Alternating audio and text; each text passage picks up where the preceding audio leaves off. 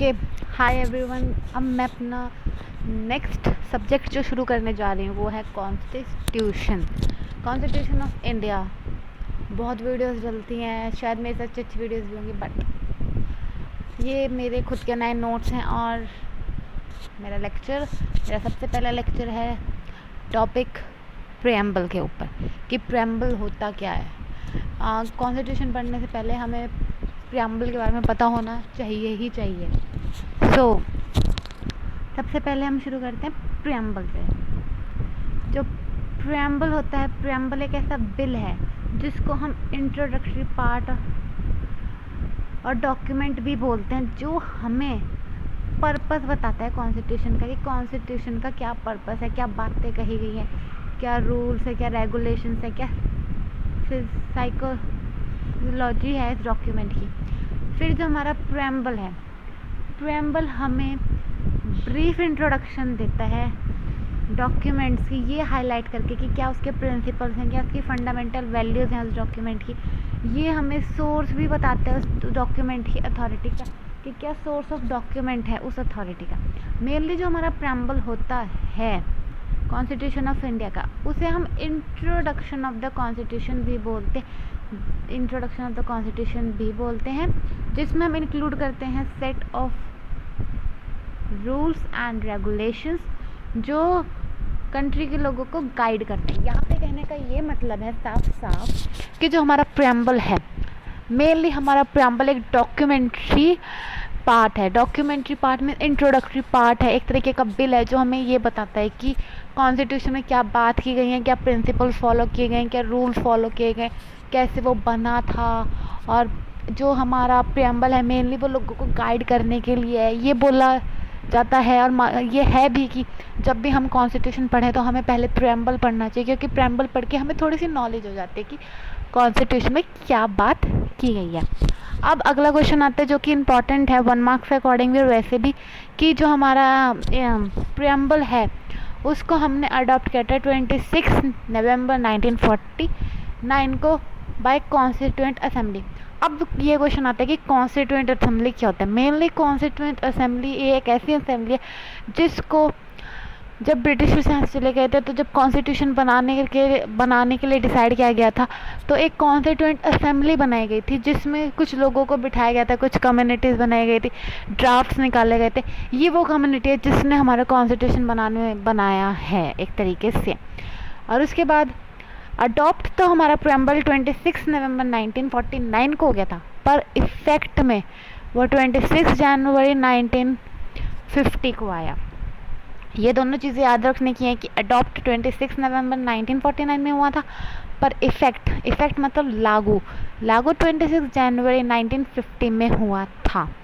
अब हमारा अगला पॉइंट बात करता है कि हमारा जो प्रेम्बल है वो कुछ आइडियाज़ देता है कुछ चीज़ों के बारे में, जैसे कि हमारा प्रेम्बल बात करता है सोर्स ऑफ कॉन्स्टिट्यूशन, कि हमारा कॉन्स्टिट्यूशन का सोर्स क्या है, उसका नेचर क्या है, ऑब्जेक्टिव क्या है, उसकी डेट ऑफ एडॉप्शन क्या है, मतलब कि कब हमने इसे अडॉप्ट किया, ये सब। अब हम इसकी हिस्ट्री की बात करें अगर, कि हमारे प्रेम्बल की हिस्ट्री क्या है, तो जो प्रेम्बल है उसको इंडियन कॉन्स्टिट्यूशन के अंदर ऑब्जेक्टिव रेवोल्यूशन के बेसिस पे लाया गया था, जो जवाहरलाल नेहरू ने इंट्रोड्यूस किया था ऑब्जेक्टिव रेवोल्यूशन दिसंबर 13, 1947 में, और इसको अडॉप्ट कॉन्स्टिट्यूएंट असेंबली ने किया था 22 जनवरी 1947। फिर इसके बाद हमें बताना है कि 1947 के बाद इंडिया को 2 हिस्सों में डिवाइड कर दिया गया था, जिसमें 11 प्रोविंसेस भी थे जिनको ब्रिटिशर्स ने रूल किया था। उनको हम प्रिंसली स्टेट्स भी बोलते हैं, जिनको इंडिया के जो प्रिंस वगैरह, किंग्स वगैरह थे, इन्होंने रूल किया था। पर इन्होंने जब रूल किया था तो इन पे जो कंट्रोल था वो कहीं ना कहीं ब्रिटिशर्स का रहता ही था। फिर इन दोनों तरह के पार्ट्स को कंबाइन करके पूरे इंडिया को बनाया गया। अब हमारे आगे बात आती है कि जो प्रेम्बल है वो कब कैसे लिखा गया और उसकी डेट ऑफ एडॉप्शन क्या है। उसके बारे में हम जानेंगे कि जो हमारा प्रेम्बल है वो हमारा ऑब्जेक्टिव रेजोल्यूशन के ऊपर बेस्ड है। ऑब्जेक्टिव रेजोल्यूशन के बारे में जवाहरलाल नेहरू ने बताया था। इसको इंट्रोड्यूस किया गया था 13 दिसंबर 1946, पर जो हमारी कॉन्स्टिट्यूएंट असेंबली थी उन्होंने इसे एक्सेप्ट किया था 22 जनवरी 1947 को। जो हमारी कम्युनिटी थी या मतलब जो हमारी कॉन्स्टिट्यूएंट असेंबली थी उसने इसका मोटो चेंज कर दिया था, सॉवरेन इंडिपेंडेंट रिपब्लिक से सॉवरेन डेमोक्रेटिक रिपब्लिक। जो हमारा प्रेम्बल है उसको हम सोल ऑफ द कॉन्स्टिट्यूशन भी बोलते हैं। उसको सोल ऑफ द कॉन्स्टिट्यूशन इसलिए बोलते हैं प्रेम्बल को क्योंकि जब तक हम प्रेम्बल नहीं पढ़ेंगे हमें नहीं पता चलेगा कि कॉन्स्टिट्यूशन में क्या है। कॉन्स्टिट्यूशन का थोड़ा सा ओवरव्यू लेने के लिए हमें प्रेम्बल पढ़ने की ज़रूरत है। और हमने हमारे प्रेम्बल को अडॉप्ट 26 जनवरी 1949 में किया था, पर इफेक्ट में आया ये 26 जनवरी 1950 में। अब बात की जाएगी प्रेम्बल के कंपोनेंट्स क्या क्या हैं। सबसे पहले जो हमारा प्रेम्बल है वो ये शो करता है कि the people of India are the source of authority, की जो इंडिया के लोग हैं उसको सोर्स ऑफ अथॉरिटी बोला गया। मतलब कि जो प्रेम्बल है वो लोगों के लिए बनाया गया है। मतलब कि जो इसकी पावर्स हैं वो सिर्फ हमारे इंडियन सिटीजन्स के लिए लाई करती हैं। हमारे इंडियन सिटीजन्स के पास ये राइट है कि वो अपने रिप्रेजेंटेटिव्स को इलेक्ट कर सकते हैं। उनके पास ये राइट है अगर वो किसी पॉलिटिकल पार्टी के काम से खुश नहीं है तो वो वहाँ पे उसे क्रिटिसाइज़ भी कर सकते हैं। अब जो हमारे प्रेम्बल की डेट ऑफ एडॉप्शन है वो मैंने ऊपर बताई थी कि नवंबर 26, 1949 है। और हमारे जो प्रेम्बल है वो बनाया ही इसलिए गया था कि वो हमें ऑब्जेक्टिव्स बताते हैं कि हमारे कॉन्स्टिट्यूशंस के क्या क्या ऑब्जेक्टिव्स हैं, क्या किन किन बेसिस पे हमारा कॉन्स्टिट्यूशन बना हुआ है।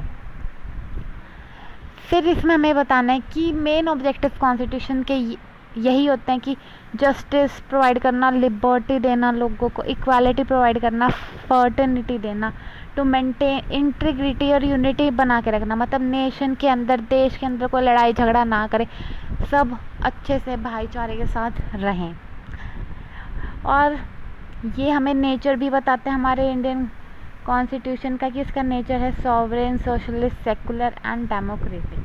अब इसमें हम केस की बात करेंगे, पीए ईमानदार वर्सेस स्टेट ऑफ महाराष्ट्र। इस केस में सुप्रीम कोर्ट ने ये डिक्लेयर किया था कि जो स्टेट होता है वो कभी भी कोई रिजर्वेशन पॉलिसी नहीं लगा सकता माइनॉरिटी और नॉन माइनॉरिटी लोगों पे। जैसे कि जो प्राइवेट कॉलेजेस या प्रोफेशनल कॉलेजेस में कोर्स वगैरह के एडमिशन के लिए जाते हैं। फिर हम बात करेंगे हमारे इंडियन कॉन्स्टिट्यूशन के ऑब्जेक्टिव्स के बारे में। मतलब कि इसके ऑब्जेक्टिव्स क्या क्या। मेन ऑब्जेक्टिव इंडियन कॉन्स्टिट्यूशन का यही है कि नेशन के अंदर हार्मनी बना के रखना, मतलब कोई भी लड़ाई झगड़ा ना करे, सब शांति से पीसफुली रहें। जैसा कि हम सब लोग जानते हैं कि जो कॉन्स्टिट्यूशन है उसे सुप्रीम लॉ भी बोला जाता है कंट्री का, क्योंकि वो हमारी मदद करता है एक नेशन के अंदर इंटीग्रिटी बनाए रखने के लिए। कॉन्स्टिट्यूशन एक सुप्रीम अथॉरिटी, वो हमारी गवर्नमेंट या लोगों को बताते हैं कि वो उन्हें क्या करना चाहिए और क्या नहीं करना चाहिए, और वो क्या कर सकते हैं क्या नहीं कर सकते। इसी की मदद से, कॉन्स्टिट्यूशन की मदद से ही हम इंटीग्रिटी भी मेंटेन करके रखते हैं सोसाइटी में, और साथ में यूनिटी को भी प्रमोट करते हैं सिटीजन्स के बीच में, कि वो एक आपस में लड़ाई झगड़ा ना करके खुशी खुशी साथ साथ रहें। फिर सबसे पहला ऑब्जेक्टिव हमारा आता है जस्टिस। जो टर्म जस्टिस है वो 3 चीज़ों से बनती है, 3 एलिमेंट्स।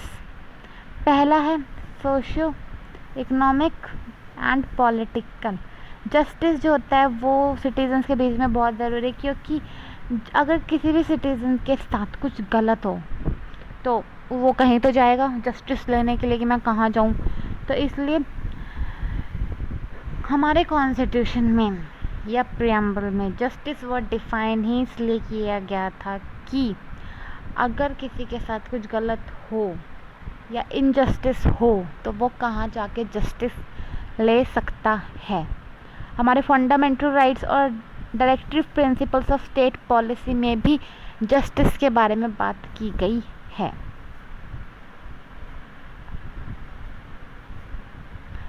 अब हमारा आता है, मैंने आपको बताया था कि जस्टिस के 3 एलिमेंट्स होते हैं, social justice, economic justice and political justice.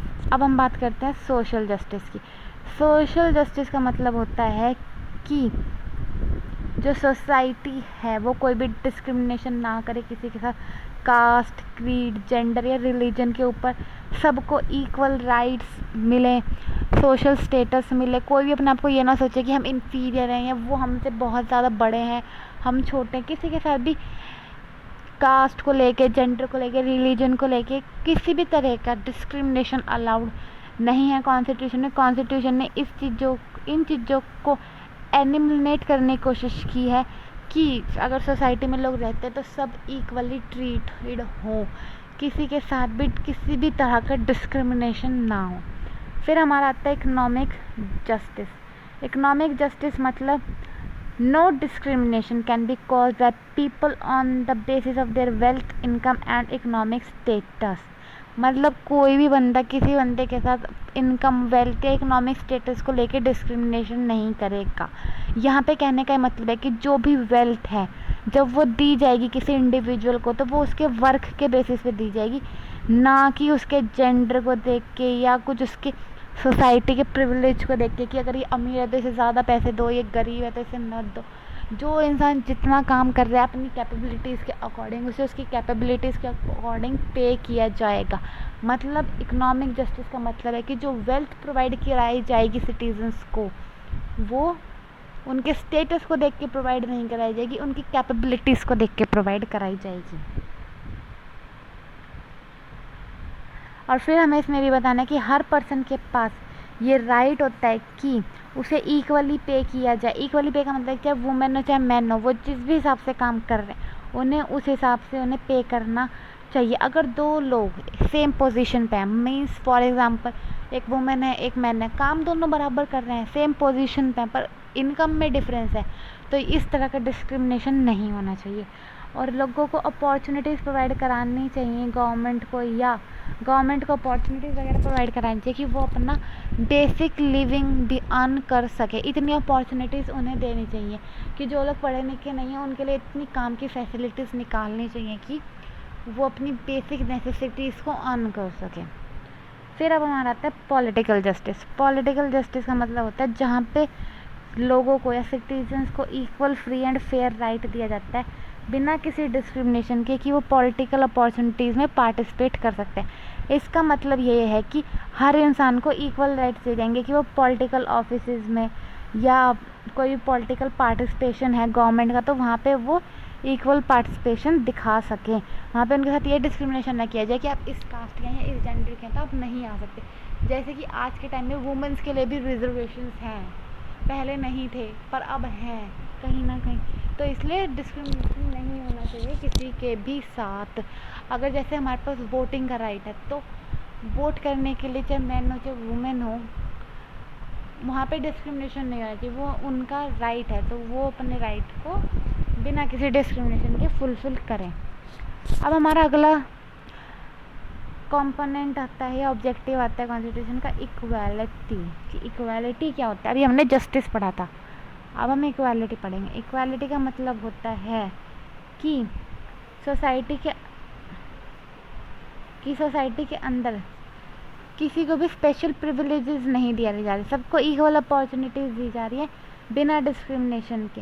यहाँ पे कहने का मतलब है कि अगर जॉब प्रोवाइड कराई जा रही हैं तो सबको जॉब उनकी कैपेबिलिटीज़ को देख के दी जा रही है, ना कि उनके जेंडर, कास्ट के रिलीजन को देख के दी जा रही है। इस इक्वालिटी के अंदर हमने हर तरह के डिस्क्रिमिनेशन को रिमूव किया है क्योंकि हम एक सोसाइटी के अंदर हेल्दी इन्वायरमेंट बनाना चाहते हैं जिससे लोग बिना किसी डिस्क्रिमिनेशन के रह सके। और ये बोला जाता है कि लॉ की नज़रों में सब इक्वल हैं, चाहे वो अमीर हो चाहे गरीब हो। अगर किसी ने गलत किया या किसी के साथ गलत हुआ तो सबको जस्टिस प्रोवाइड होगा और जिसने गलत किया उसे पनिशमेंट भी दी जाएगी। फिर हमारा आता है लिबर्टी। अब हमारा अगला कंपोनेंट है लिबर्टी। लिबर्टी का मतलब होता है freedom for the people to choose their way of life, have political views and behave in the society. मतलब हर सिटीजन के पास इतना राइट होना चाहिए कि वो फ्रीली अब कोई भी अपना प्रोफेशन चूज़ कर सके, अपने पॉलिटिकल व्यूज़ बता सके किसी चीज़ के ऊपर, और वो किस तरीके से सोसाइटी में रहना चाहता है वहाँ पे उसको मर्ज़ी हो इस चीज़ की। यहाँ पे कहने का यही मतलब है कि सिटीजन्स पे रिस्ट्रिक्शंस लगानी चाहिए, पर रीज़नेबल रिस्ट्रिक्शंस लगानी चाहिए, अनरीज़नेबल रिस्ट्रिक्शंस नहीं लगानी चाहिए। जैसे कि हम यहाँ पे एग्जांपल ले सकते हैं कि वुमेंस और गर्ल्स और चाइल्ड्स के ऊपर रिस्ट्रिक्शंस हैं कि ये लॉ है कि वो रात को ना निकले अकेले, तो वो कहीं ना कहीं उनके प्रोटेक्शन के लिए है। तो अगर कोई स्टेट रीज़नेबल रिस्ट्रिक्शन लगा रहा है तो वो कहीं ना कहीं वैलिड है, पर अगर वो अनरीज़नेबल रिस्ट्रिक्शन लगा रहा है जिसकी कोई ज़रूरत नहीं है फिर भी वो लगाया जा रहा है तो वो वैलिड नहीं मानना जाएगा। लिबर्टी का मतलब सिर्फ इतना नहीं होता कि हम कुछ भी कर सकते हैं। अगर हमें कुछ भी करने की छूट दी गई तो कहीं ना कहीं लॉ के थ्रू हम पे लिमिटेशंस भी लगाई गई कि हम उस लिबर्टी का गलत फ़ायदा ना उठाएं। और पब्लिक डिसऑर्डर जो होता है उसे हम लिबर्टी के अंदर काउंट नहीं कर सकते। अगर हम पब्लिक को अनलिमिटेड लिबर्टी दे देंगे और उन पर ड्यूटीज़ या थोड़ी बहुत रिस्ट्रिक्शंस इम्पोज नहीं करेंगे तो कहीं ना कहीं सोसाइटी जो है वो डिसऑर्डर हो जाएगी। फर्टर्निटी अगला हमारा है। फर्टर्निटी का मतलब हमारा होता है ब्रदरहुड, भाईचारे के साथ रहना। It refers to the feeling which helps to achieve everyone is the children of the same soil and are connected with each other. यहाँ पे ये बोला गया कि फर्टर्निटी हमारे इंडियन कॉन्स्टिट्यूशन के अंदर एज ऑब्जेक्टिव इसलिए ऐड किया गया था कि ये बोला गया था कि हर सिटीज़न के मन में ये फीलिंग होनी चाहिए कि वो सेम जगह पे पैदा हुए तो वो बराबर हैं। कोई भी ये सोच के किसी के साथ भेदभाव या किसी तरह का डिस्क्रिमिनेशन या कुछ ऐसा काम ना करे कि सामने वाला अपने आप को कम समझे दूसरे से। मेनली इसमें कहने का यही मतलब है कि जो फर्टिलिटी होती है इसका मेन पर्पस यही होता है कि चाहे कास्ट एज जेंडर कोई भी हो पर सब डिग्निटी और यूनिटी के साथ एक नेशन के अंदर रह रहे हैं। अब हमारा आता है preamble of Indian constitution. Preamble of Indian constitution शुरू होता है we the people of India having solemnly resolved to constitute India into a sovereign socialist secular democratic and republic to secure its citizens। इसमें ये बोला गया है कि we हम द पीपल ऑफ इंडिया हम इंडिया के पीपल हैं तो ये हमारी ड्यूटी बनती है कि हम इंडिया को सॉवरेन सोशलिस्ट सेकुलर डेमोक्रेटिक और रिपब्लिक बना के रखें। यहाँ पे जस्टिस से बात की गई है, social economic and political liberty से यहाँ पे बात की गई कि लोगों को लिबर्टी दी जाए कि वो अपने थॉट्स रख सकें, अपने व्यूज़ बता सकें, उन्हें जिस चीज़ को मानना है उस चीज़ को मान सकें, उन्हें जिस रिलीजन को फॉलो करना है वो उस रिलीजन को फॉलो कर सकें। इक्वालिटी का मतलब यहाँ पे है कि सबको इक्वल स्टेटस मिले, अपॉर्चुनिटीज़ मिले कि वो खुद को प्रमोट कर सकें। फिर इसमें हमारा आता है फर्टर्निटी। फर्टर्निटी का मतलब तो मैंने बताया था पीछे भाईचारा।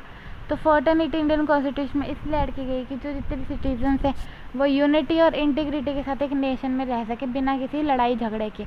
अब जो हमारे कीवर्ड्स क्या हैं प्रीएम्बल के, सबसे पहला कीवर्ड हमारा प्रीएम्बल का आता है सॉवरेन। सॉवरेन का मतलब होता है कि प्रीएम्बल के अंदर की इंडिपेंडेंट अथॉरिटी जिस पे किसी का कोई कंट्रोल नहीं है, वो जैसे काम करना चाहे वो वैसे करेगी। तो जो हमारा कॉन्स्टिट्यूशन है वो किसी से भी नीचे काम नहीं करता, गवर्नमेंट उसके अंडर काम करती। अगर एक बार कोई चीज़ उसमें लिख दी गई है तो लेजिस्लेचर को वो फॉलो करनी पड़े। लेजिस्लेचर को ये राइट्स दे रखे कि उनकी ड्यूटी है कि वो लॉज वगैरह बनाएं पर अपनी लिमिट्स में रह के बनाए, वो कॉन्स्टिट्यूशन के अगेंस्ट जाके लॉज नहीं बना सकते। सॉवरेनिटी दो तरह की होती है, external and internal. External sovereignty का मतलब होता है इंटरनेशनल लॉज, मतलब जब हम बाहर की कंट्रीज़ के साथ रिलेशंस में आते हैं, तो जब हम उनके साथ रिलेशंस में आते हैं तो हम इस चीज़ का ध्यान रखते हैं कि हम चाहे कोई भी एग्रीमेंट कर रहे हैं पर वो एग्रीमेंट ऐसा ना हो कि जो हमारी सॉवरेनिटी को हार्म कर रहा हो। इंटरनल सॉवरेनिटी का मतलब होता है जहाँ पे हम बात करते हैं स्टेट और उसके लोगों के बीच का रिलेशनशिप, कि एक स्टेट के और उसके सिटीजन के बीच में कैसा रिलेशनशिप है, वहाँ पे डिस्प्यूट्स ज़्यादा हैं या लोग अच्छे से ज़्यादा रह रहे हैं, क्या ऐसे सिचुएशंस है।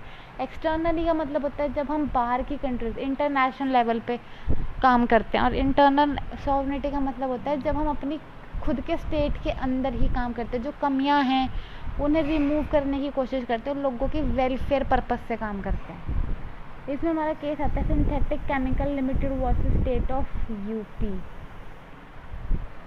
इसमें सुप्रीम कोर्ट ने ये डिसाइड किया था कि जो वर्ड सॉवरेन है उसका मतलब है कि जो स्टेट है उसके पास ये अथॉरिटी है कि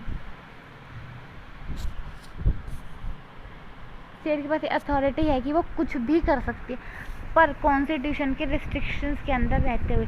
सॉवरेन का मतलब होता है इंडिपेंडेंट और सुप्रीम अथॉरिटी। इस केस में एक्सटर्नल और इंटरनल सॉवरेनिटी के बीच में डिफ्रेंशिएशन एक्सप्लेन किया गया था कि एक्सटर्नल सॉवरेनिटी क्या होती है और हमारी इंटरनल सॉवरेनिटी क्या होती है।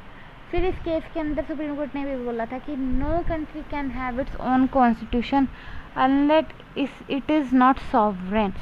सुप्रीम कोर्ट ने बोला था कि कोई भी कंट्री तब तक अपनी कंट्री के लिए खुद का कॉन्स्टिट्यूशन नहीं बना सकती जब तक उनके कॉन्स्टिट्यूशन सॉवरेन ना हो, मतलब उनका कॉन्स्टिट्यूशन इतना इंडिपेंडेंट ना हो कि वो गवर्नमेंट को कंट्रोल कर सकते। अगर गवर्नमेंट सुपीरियर हो जाएगी कॉन्स्टिट्यूशन से तो फिर उस कॉन्स्टिट्यूशन का रहने का कोई फ़ायदा नहीं है। एक कंट्री में ऐसा कॉन्स्टिट्यूशन होना चाहिए जिसे गवर्नमेंट अच्छे से फॉलो करे, वहाँ पे कॉन्स्टिट्यूशन अबव हो, सुप्रीम अथॉरिटी होना चाहिए, ना कि गवर्नमेंट सुप्रीम अथॉरिटी होनी चाहिए।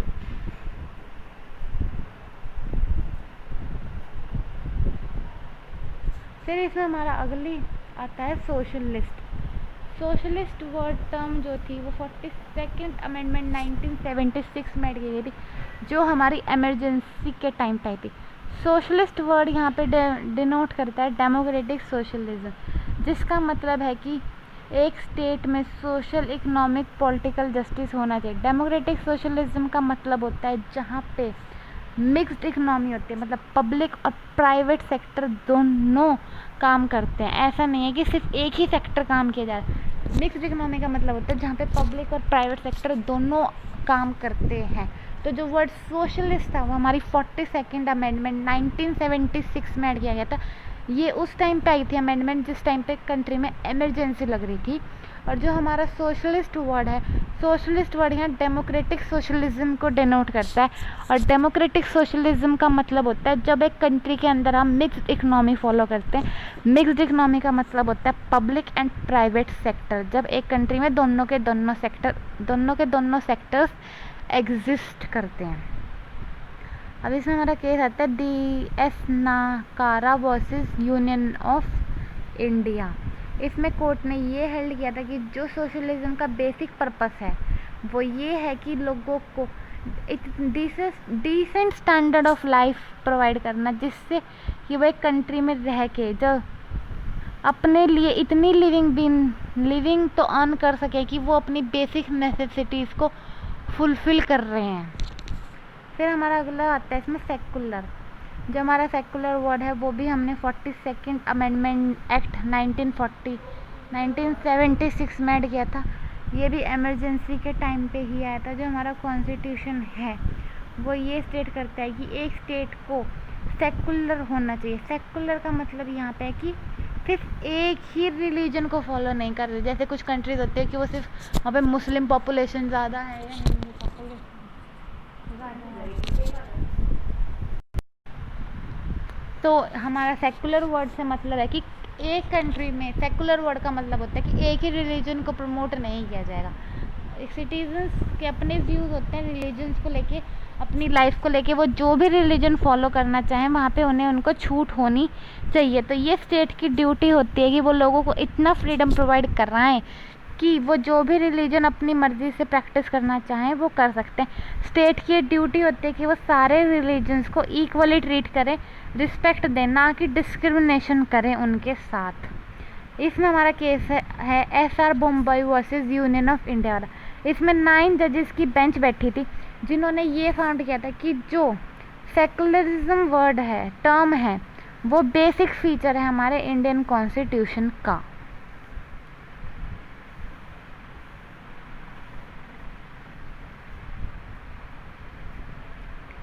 अब इसमें ही हमारा सेकुलर में ही हमारा अगला केस आता है बाल पतेल वर्सेस यूनियन ऑफ इंडिया वाला। इसमें कोर्ट ने ये हेल्ड किया था कि जो ये रिलीजन्स ग्रुप होते हैं, मतलब हर रिलीजन के अपने अपने ग्रुप्स होते हैं, उनको भी हमें इक्वली ट्रीट करना है, इक्वल रिस्पेक्ट देनी है। जो इंडिया है वो एक सेकुलर स्टेट है, तो यहाँ पे पीपल्स के पास या सिटीजन्स के पास ये राइट होगा कि वो जोन सा भी रिलीजन चूज़ करना चाहें वो रिलीजन चूज़ कर सकते हैं। स्टेट उन पर कोई रिस्ट्रिक्शन इम्पोज नहीं करेगी किसी भी स्पेसिफिक रिलीजन को फॉलो करने के लिए।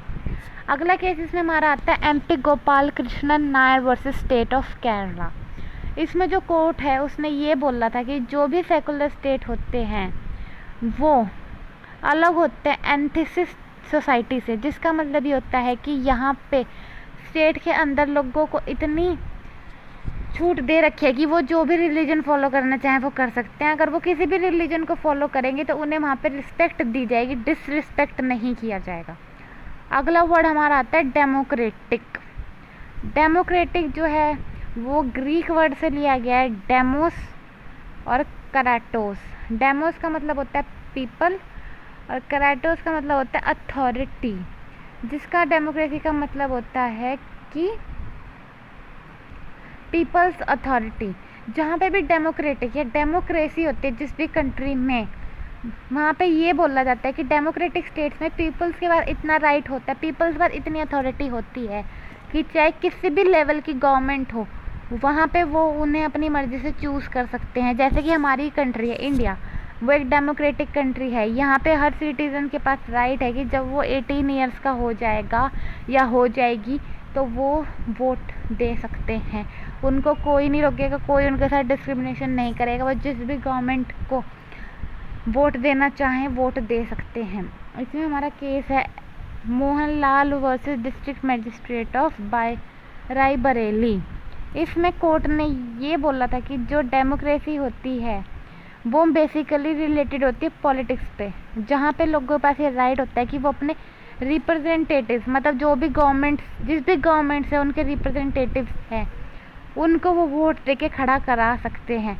डेमोक्रेसी का मेन प्रिंसिपल सिर्फ ये होता है कि मेजॉरिटी होनी चाहिए उस साइड कि जो सिटीजन्स हैं उनको इक्वली ट्रीट किया जाए लॉ के सामने। वही होता है डेमोक्रेटिक फॉर्म ऑफ गवर्नमेंट, जहाँ पे सिटीजन्स को ज़्यादा पावर दी जाए गवर्नमेंट से ज़्यादा, कि उनके पास इतना राइट है कि वो जिस भी गवर्नमेंट को चूज़ करना चाहें, जिस भी गवर्नमेंट को खड़ा करना चाहें वो कर सकते हैं, वहाँ में उन्हें रोका टोका नहीं जाएगा।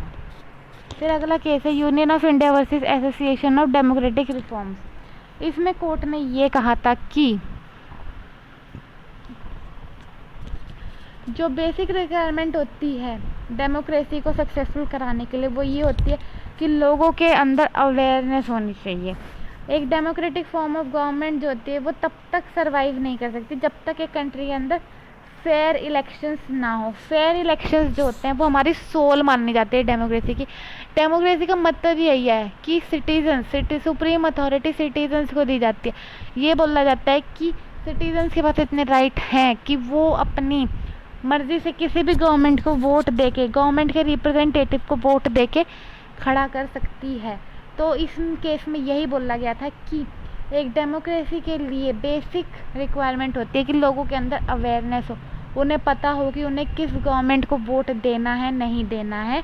और एक डेमोक्रेसी के अंदर फेयर इलेक्शंस आर कंपल्सरी, क्योंकि जब तक इलेक्शंस फेयर नहीं होंगे तो फिर वहाँ पे डेमोक्रेसी के होने का कोई फ़ायदा नहीं होगा। फिर इसमें हमारा अगला पॉइंट आता है रिपब्लिक।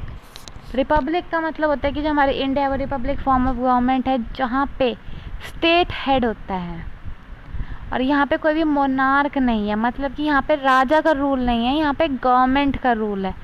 लाइक जैसे कि किंग और क्वीन एग्जिस्ट नहीं करते यहाँ।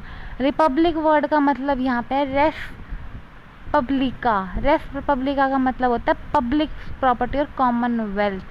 मतलब कि यहाँ पे जो भी हेड होगा स्टेट का वो कोई भी कॉमन पीपल या पब्लिक हो सकती है। यहाँ पे मोनार्ची सिस्टम नहीं है। मोनार्ची सिस्टम में जैसे किंग या क्वीन ही रूल करते हैं गवर्नमेंट को और एक कंट्री को, और वहाँ पे सिटीजन्स को राइट नहीं दिए जाते वोटिंग के। तो इंडिया में ऐसा कुछ नहीं है, यहाँ पे रिपब्लिक फॉर्म ऑफ गवर्नमेंट। अब हमारा अगला पॉइंट आता है कि क्या हम प्रियम्बल को अमेंड कर सकते हैं, क्या हमारे प्रियम्बल में अमेंडमेंट्स हो सकती हैं। तो इसमें जो हमारा केशव नंदा भारती केस है उसमें ये एक्सेप्ट किया गया था कि जो प्रियम्बल है वो पार्ट है कॉन्स्टिट्यूशन का, तो हम उसमें अमेंडमेंट कर सकते हैं आर्टिकल 368 ऑफ द कॉन्स्टिट्यूशन। पर उसमें आगे ये भी बोला गया था कि हम अमेंडमेंट तो कर सकते हैं, पर जो प्रियम्बल का बेसिक स्ट्रक्चर है उसमें अमेंडमेंट नहीं कर सकते। हम थोड़ी बहुत अमेंडमेंट कर सकते हैं पर हम पूरे के पूरे प्रियम्बल को चेंज नहीं कर सकते। ये बात बोली गई थी केशवानंद भारती केस में। फिर जो हमारा प्रियम्बल है अब तक सिर्फ एक बार ही अमेंड किया गया और वो भी 42nd अमेंडमेंट एक्ट 1976 में। ये हमारा इम्पोर्टेंट क्वेश्चन भी बनता है कि हमारे प्रियम्बल को कितनी बार अमेंड किया गया है। तो अब तक प्रियम्बल सिर्फ एक ही बार अमेंड हुआ है और वो भी 42nd अमेंडमेंट एक्ट 1976 में। फिर इसमें हमारी आती है 42nd अमेंडमेंट एक्ट 1976। जो हमारी 42nd अमेंडमेंट एक्ट 1976 है ये हमारी सबसे पहली अमेंडमेंट हुई थी प्रियम्बल में इस एक्ट के थ्रू, इस अमेंडमेंट के थ्रू। और ये जो अमेंडमेंट हुई थी दिसंबर 1976 में हुई थी। ये जब अमेंडमेंट हुई थी प्रियम्बल में तो सोशलिस्ट, सेकुलर और इंटीग्रिटी जो ये 3 वर्ड्स हैं इन वर्ड्स को ऐड किया गया था।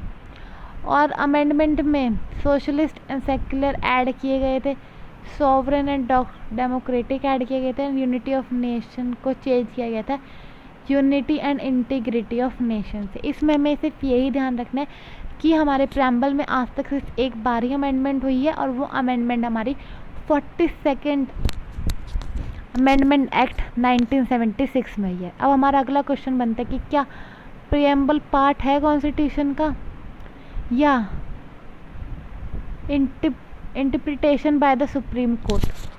ये बहुत ही कंट्रोवर्शियल टॉपिक है, इसमें बहुत सारे केसेस हैं और बहुत ही डिस्कशंस हुई हैं। सबसे पहला केस हमारा 1960 का है, बेरूबेरी केस। इस केस में ये बोला गया था कि जो हमारा इंडियन कॉन्स्टिट्यूशन का आर्टिकल 143 का क्लॉज 1 है जो ऐड किया गया था इंडो पाकिस्तान एग्रीमेंट में, इसमें ये बोला गया था कि प्रियम्बल जो है हमारा की है। मेकर्स ने इसे प्रियम्बल को ऐड ही कॉन्स्टिट्यूशन में इसलिए किया था कि इसको की बोला गया था, पर इसको जो हमारे मेकर्स थे उन्होंने इसे कॉन्स्टिट्यूशन का पार्ट नहीं बोला था। मतलब इस केस में ये बोला गया था कि जो हमारा प्रियम्बल है वो कॉन्स्टिट्यूशन का पार्ट नहीं है, वो कॉन्स्टिट्यूशन से अलग है। फिर हमारा अगला केस आता है केशवानंदा भारती केस 1973 का। इस केस में अपने आप में हिस्ट्री थी, ये हमारी बहुत ही लैंडमार्क जजमेंट माना जाता है इंडियन कॉन्स्टिट्यूशन का। इसमें 13 जजेस की बेंच बैठी थी जिन्होंने ये हेल्ड किया था कि जो प्रियम्बल है वो कॉन्स्टिट्यूशन में ही ऐड कंसीडर किया जाएगा, कॉन्स्टिट्यूशन का ही पार्ट माना जाएगा, क्योंकि जो प्रियम्बल है वो एक तरीके का डॉक्यूमेंट्री स्टेटमेंट है कॉन्स्टिट्यूशन की। प्रियम्बल को पढ़ के हमें ये पता चल रहा है कि कॉन्स्टिट्यूशन में क्या बातें की गई हैं। तो जो प्रियम्बल है उसे सुप्रीम पावर यह तो नहीं बोला गया था, पर ये बोला गया था कि जो हमारा प्रियम्बल है वो इंट्रोडक्टरी पार्ट है हमारे इंडियन कॉन्स्टिट्यूशन का। फिर हमारा LIC ऑफ इंडिया का केस आता है। इस केस में सुप्रीम कोर्ट ने ये बोला था कि जो प्रियम्बल है वो हमारा इंडियन कॉन्स्टिट्यूशन का पार्ट है। तो सिर्फ एक केस में ना बोला गया था और 2 केसेस में हाँ बोला गया था कि जो हमारा प्रियम्बल है वो इंट्रोडक्टरी पार्ट है हमारे इंडियन कॉन्स्टिट्यूशन का। हमारा टॉपिक प्रियम्बल यहीं पे ख़त्म होता है। अगर आप लोगों को कोई भी डाउट्स हो तो आप मैं कमेंट सेक्शन में बता सकते हैं, और वीडियो को पूरी देखना, लाइक एंड सब्सक्राइब भी कर देना।